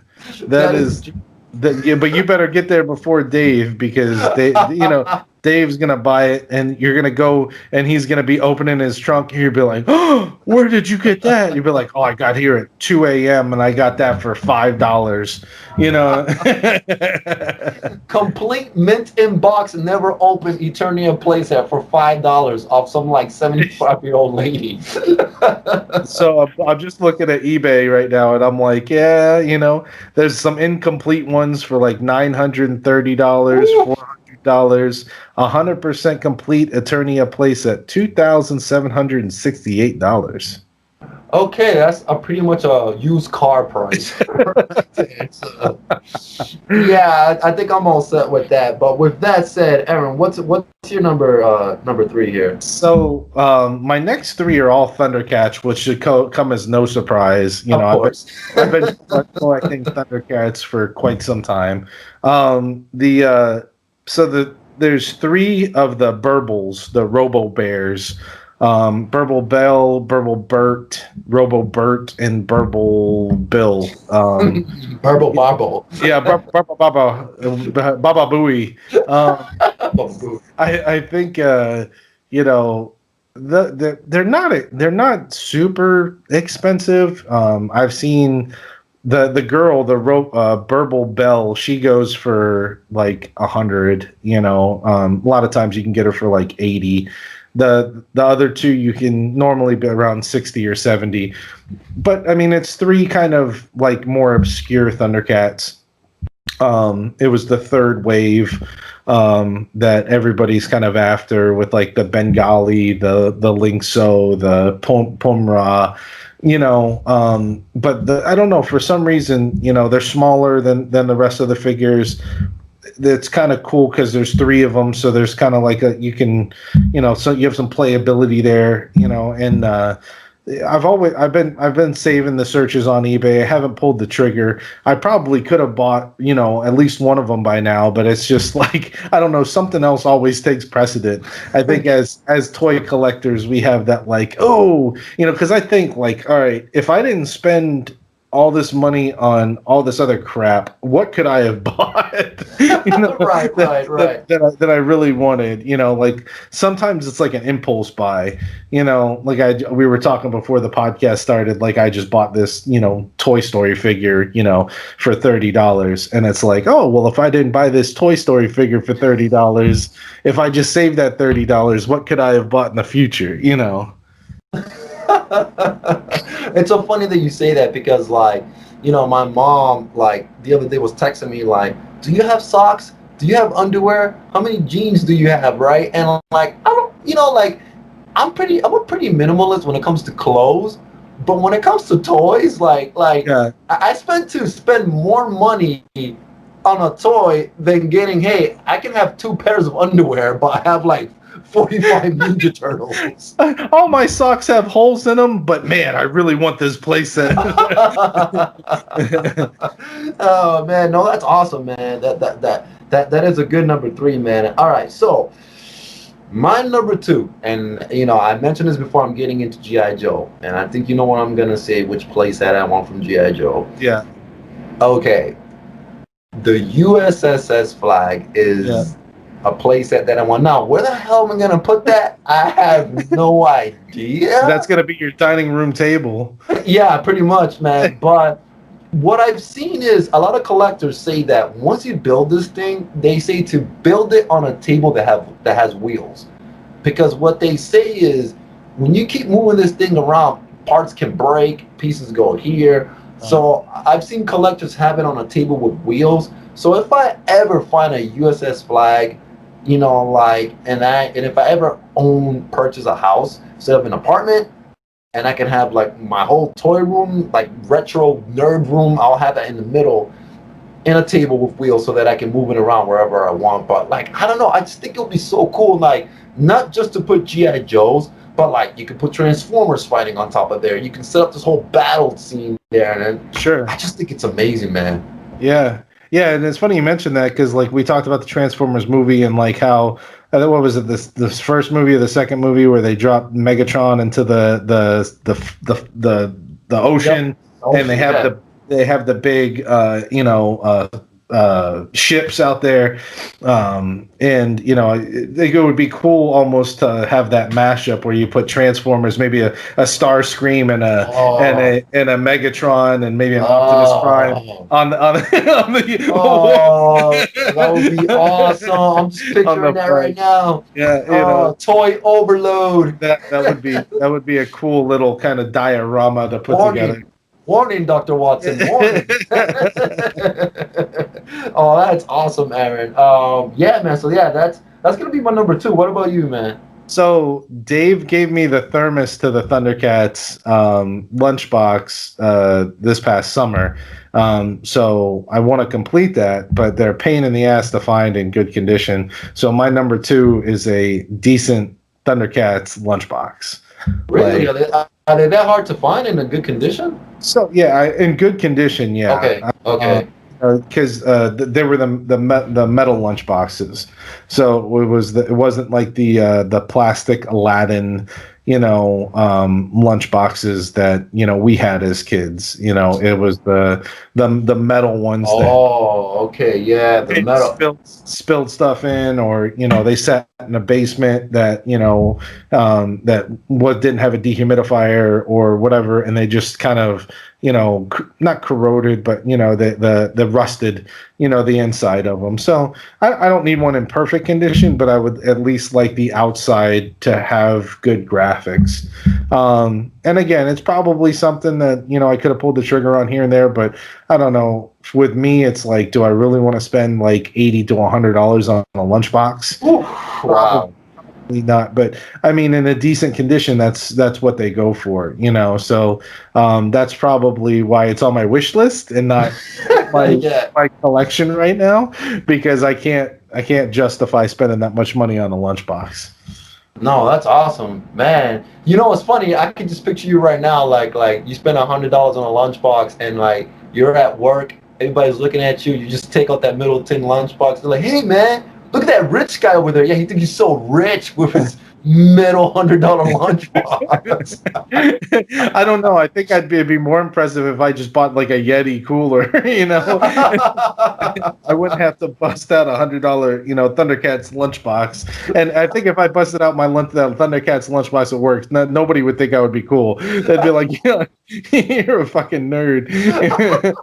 like, what are you doing? So I bought my wife a couple years ago. I had a big into WWE, and it was like the Money in the Bank lunchbox. I thought I was the shit. I was walking in with my Money in the Bank lunchbox, and I opened it up, and I was like, yeah, and everybody's like, it's no. they're like, hey man, you're not that cool with that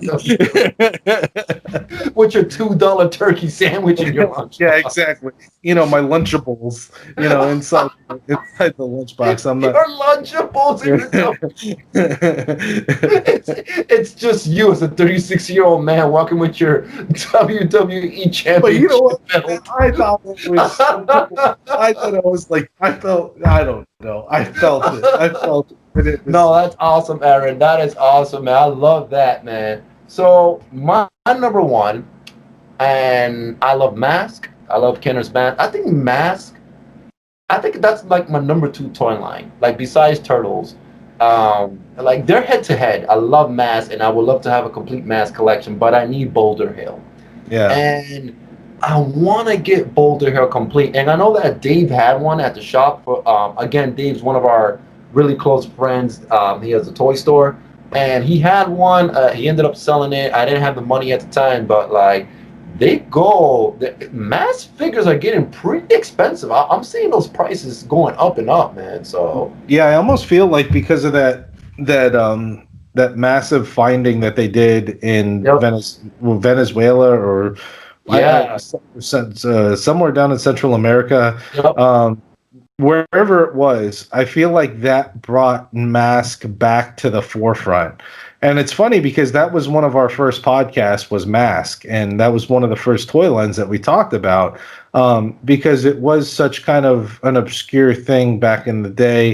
It kind of combined a lot of different, aspects of popular culture, popular cartoons at the time. But the toys were awesome. The toys were fantastic, and I feel like when they found all those boxed, stuff, and it kind of made headline news again. Everybody's like, "Oh shit, Mask! I forgot about Mask." Like, "Oh, let me start collecting again." I feel like since that day, that discovery was made, that the prices have gone up because my buddy's been looking for some Mask, and I've been trying to find some for him, and I'm like, man, I'm not paying, $200 for a Switchblade. Some of the prices now. It sounds like you got into it right at the right time. Yeah. When you bought all that stuff from Transformer Land, and you bought the whole first wave, it sounded like you got a great price, because now if you look at those prices, they're probably double, if not more. Yeah, it's funny that you said that, Aaron, because I bought like the whole first wave, all the vehicles off Transformer Land. Shout out to Ben and Jake. I think I only spent like $90. Yeah. And I got like the whole first wave of the vehicles. Granted, they were missing a couple pieces, but I got all of them. And now a Switchblade that I bought for like $30 is going for like 60, 70. Right. And I'm like, whoa, even like Matt Tracker and Thunderhawk, like I'm just like, wait, it's $90? I just bought this last year for $22. Like, yeah, man, it's crazy. The playability with those toys was by far some of the best playability that you ever had as a kid. And I feel like now it's finally getting the appreciation that it deserves. So I think Boulder Hill is going to be one of those, like, if you can find it in the next, 6 months, great, but in next year or so, if not farther, it's going to go, it's going to continue to go up. So that's a great number one. Yeah. Now I am so curious. I Well, know you that. know, Oh, you already said it earlier. okay. All right. All right. Let the audience know what your number one is, Aaron. Even though I know. Well, you let the Even. cat out of the bag. I had to smirk when you said it. I was like, he already knows my list. We don't even need to talk about my list. Hence, you let the cat out of the bag. Yeah, no pun intended. Yeah. Yeah, it's the Thundercats Cat's Lair. That is the one major piece that I'm missing out of the collection. I have the Mumra's tomb. I have all the vehicles. I am missing the cat's lair. I want that thunder tank to come out of that cat's lair, like out of the paw, like in the cartoon. And I don't even care if it's complete. I mean, as long as the bulk of it's there and it's got the doors. That's the only thing I care about, because all the ones that I've kind of seen recently, the doors are always broken because it had that feature, that kind of laser light feature, that when you shot the laser at the cat's lair head, that Right. once you hit the head, the doors would pop open. So the doors are always notorious for being broken because they got used so much and they were spring loaded. So as long as it's got the head and the body and the doors, I don't care if it's missing everything else on the inside. I just want that kind of mountain facade, to go. And How much does one of those things go for? Like complete in box? Are we looking at $2,000 or more? Complete in box, you're probably looking at about probably $2,000. Okay. I would say loose complete. I don't know. Last I checked, like a loose near complete one in good condition was like 900. Oh wow. Let me do a little quick searchy search. Now, Aaron, have you ever found that thing in the wild or came across it in the wild? Now, if I did, it would be in my collection. Yeah. Yeah, I've never. You know, it's funny. The flea market that we freaking all the time. Like there's some toy lines that I've never really find just like okay, like Thundercats. Besides Dave having them, I've never come across them. Like just some random person having Thundercats. Like, I feel like the number one thing we always find is turtles. Everybody has turtles. Yeah. I've come across one or two Thundercats at the flea market. I came across a Rotaro, and I want to say I came across like a Lion-O, and I came across those weapons this past summer. Oh, that's right. The weapon in that box. Yeah. But very, very rarely. But I feel like again, it's a popular toy line of the '80s, but it's not to the level of the Turtles, the Ghostbusters, the GI Joe. Right. And I don't know. It's just, to me, like, that was always my childhood. Thundercats was always kind of, my jam when I was younger. And, it's funny because I loved the show, but as a kid, I never had any of the toys, I think it was like just was on that borderline of, there was so much other stuff like the GI Joes, the Turtles, Yep. And Thundercats was at that kind of, point, like I said earlier, the Thundercats and Brave Star figures were those 6-7 inch figures, and the play sets were huge. And then they kind of the next set, the GI Joe scaled it down, Turtles were scaled down. You didn't have these really big, I mean, Right. the Cat's Lair is like 2.5 feet tall, maybe 3 feet tall. I mean, it's big. Oh wow! I didn't know it was that big. Oh, Yeah, wow. the Mumra's tomb, lengthwise, I would say is probably 2.5 feet, by like a foot tall, because you had to be able to take those 7-inch figures and utilize them in the play sets. Oh wow, that is crazy. Well, you know what? That is an amazing playset, man. And it's funny how we had a lot of like playsets on our wish list, man. I feel like and maybe it's just me, Aaron. I don't know if you feel the same way, but I feel like sometimes I wish I had the play sets already and then just get the figures.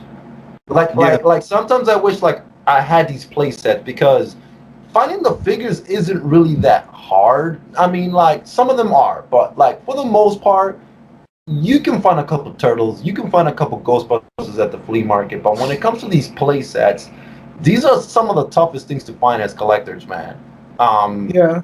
We found, I mean, at least in the past summer, there was at least two Ghostbusters firehouses at the yeah, at the I didn't see any sewer layers. Or no, I mean, you found a Technodrome. Technodrome, Yeah, on the so you know. Technodrome. Yeah, so I mean, they're out there, and I mean, going back to what I said earlier, I think it all boils down to patience and persistence. You know, I mean, but I'm also a firm believer, and maybe it's going to cost you a little bit more money in the long run, but a lot of in my kind of doing this, I haven't come to the point where I've spent more money than what the playset or the vehicle's worth.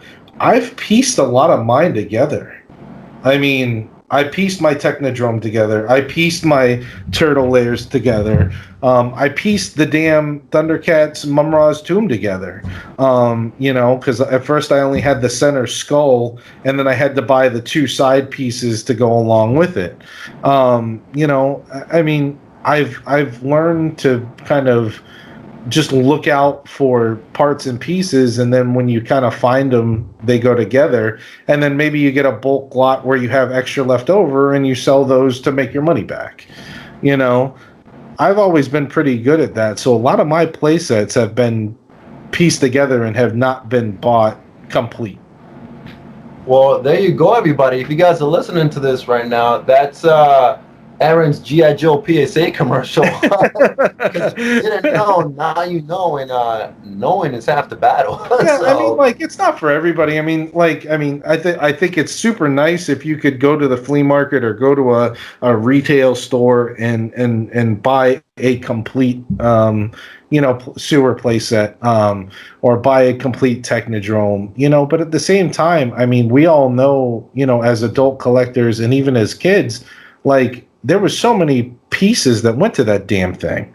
And I mean, like, on the sewer playset, there's a little yellow. It almost looks like a button, that does nothing.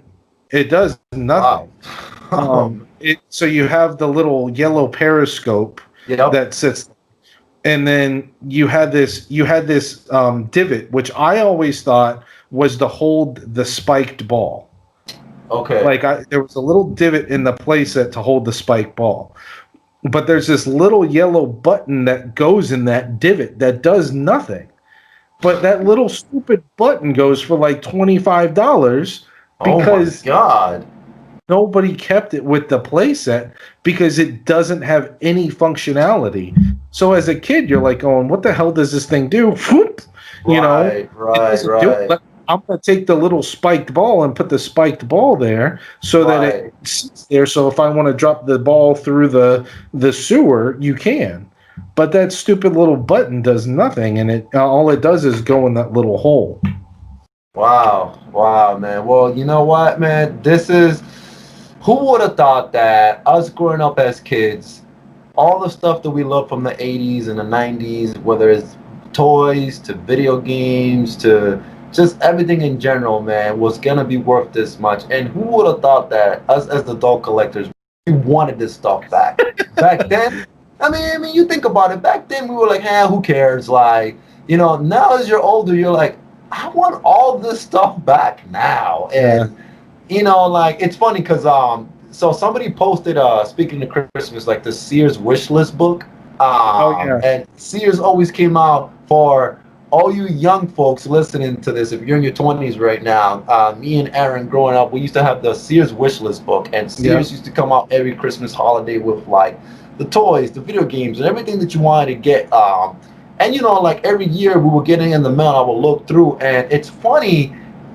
I'm online looking at some of these stuff, and a Ninja Turtle back then was $4.99, right? Yeah. And I'm looking at the prices, and I'm like, wow, $4.99, and that exact same figure right now is $75. And it's just like, why can't we go to those same prices back then, man? Like, it's just insane. Well, nobody collected it. I mean, like, well, I'll take that back. People collected, but nobody kept, like, today, if you go, you know, like when I asked you, what are you going to do with that Mandalorian figure? Are you going to open it or are you going to keep it in the box? That's all that today, a lot of people that buy the figures, they keep them in the box because they feel that, okay, I'm not going to open this. I'm going to buy it and I'm going to sit on it for 10, 20 years, whatever it is, 5 years. You know, there's some figures that you could buy today and 2 months from now, they're going to double, triple in price. You know, and so there's that collectability factor. Down back in the 80s, nobody did that shit. You bought it, you opened it, you played with it. The package went out the window, the box went out the window. You know, just like the old Nintendo games, you know, Sega Genesis games. You know, no, you didn't keep the box. You just kept the cartridge. You know, you threw the box away and you kept maybe the instruction manual and you stuck it in the little Nintendo sleeve with the game and you threw it in. And you threw it in your cabinet.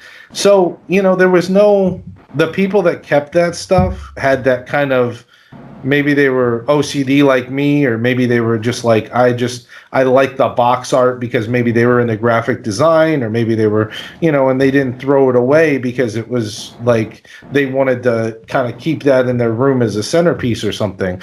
But back then there wasn't that, I'm going to keep this in the box mentality. You know, it was just, I'm going to open it and I'm going to play with it because that's what we did. No, yeah. Man.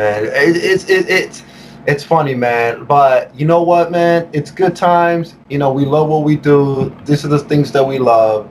And I'm just glad, man. I'm just glad, even though we're living like in crazy times right now, that we can still do what we love.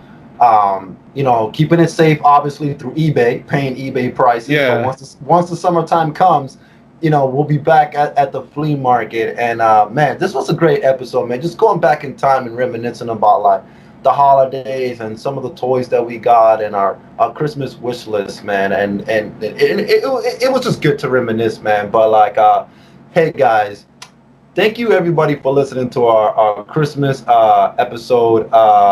In the next 2 weeks, we're gonna have our end of the year episode, and we're gonna name like our top figures of like 2020. So be on the lookout for that. And Aaron, is there anything you want to say before we get out of here? No, I mean, I think we always do this when we say, "Oh yeah, we're going to talk about this," and we go off on these tangents and everything, and it turns into a 2-hour podcast. Yeah, I noticed that. You know, it's fun. It's fun though. You know, I mean, like you know, you and I, we have a lot of fun doing this, and we enjoy it. You know, I just hope that, you know, as people are listening to this, you know, please continue to stay safe. Please continue to do your part, and you know, just be smart, be safe. You know, everybody has different prerogatives during all this. You know, but you know, keep your mental health. You know, up to as best you can. You know, everybody's in this together. We're all trying to do our part, but you know, try to take care of yourselves, love one another, and have a very happy holiday season. And with that, we're about to get out of here. Follow us on YouTube. Don't forget to like, and subscribe to Zero Box Price Podcast. Also follow us on Facebook at Zero Box Price Podcast. Listen to us on Anchor.fm at Zero Box Price Podcast. And everybody have a happy holiday and Christmas. And, you know, enjoy it with your family, enjoy it with your friends. Stay safe, just like everything. Down low. Let it snow, let it snow, let it snow.